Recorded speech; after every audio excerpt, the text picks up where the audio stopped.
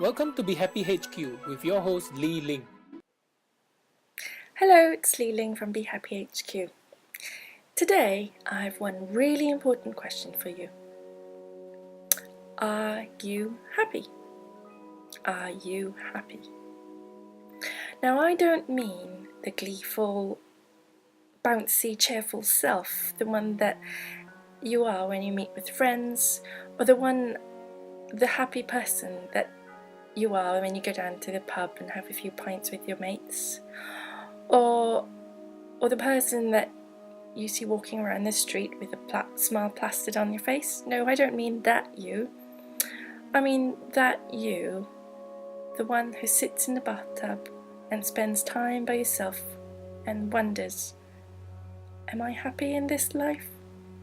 Or at the times when you're driving to work, all by yourself and you're thinking, what else could there be in this life? I mean that you, the one whom you are when you're by yourself. Is that you happy? Now, if you can put your hand on your heart and say, yes, I'm completely content and completely happy, then I salute you and congratulations. I'm really happy for you, and I'm glad that there's one more happy person in this world, for with your happiness, you inspire and instill the same in the people around you. Now, what if you're not? And sadly, I know most of us carry this external veneer of being happy, but in truth, we aren't. And I thought I'd share my story with you today, or a bit of my story, for it's a long one. You see, not too long ago, I too was going through the motions. Drop my child at nursery, drive off to work, spend the prerequisite 8 hours, 10 hours sometimes at work. And all this while at work, you're thinking of your child at nursery, and then you dash home and get in the car and pick her up from nursery and dash around preparing dinner, getting her ready for bed. And by and by you wonder, is this what life really is? Is it all that it is? It didn't help that work was particularly challenging. I was having a really hard time. And even with all my husband's help and support, there still didn't seem like an end in sight.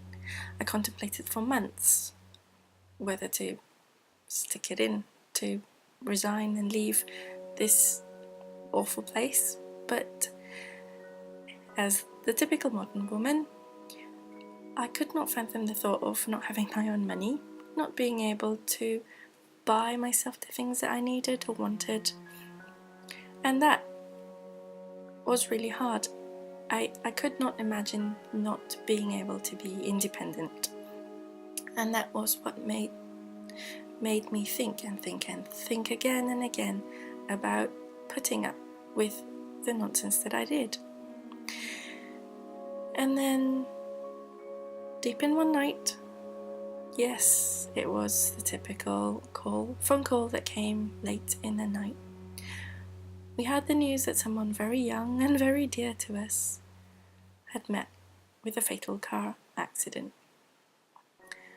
And late that night, my husband and I talked long into the night. And as we arranged flights that we could ill afford at the time, and as we tried to continue to function in our daily lives, you know, that zombie state where you don't really know what's going on, but you just have to keep on going.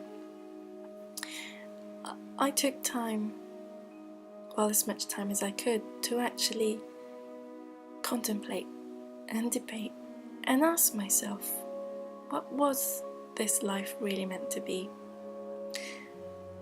And in the end, it became clear that our lives are meant to be filled with happiness and joy and contentment and kindness.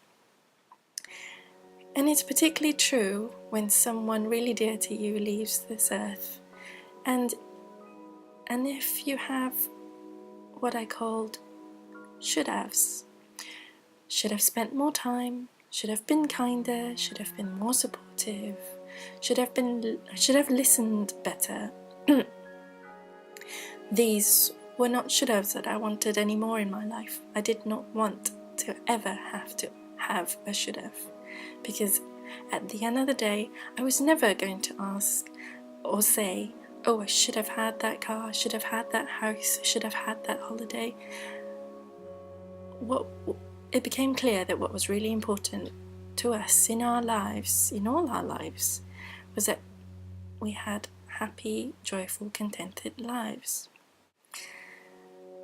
And so I ask you again, are you happy? And if your answer is a definite no, or perhaps a tentative, I'm not sure, I don't know, then join me at Be Happy HQ, and I'll try and share all the lessons that I've learnt along the way to a happier, contented life. You deserve it too. Take care and be happy.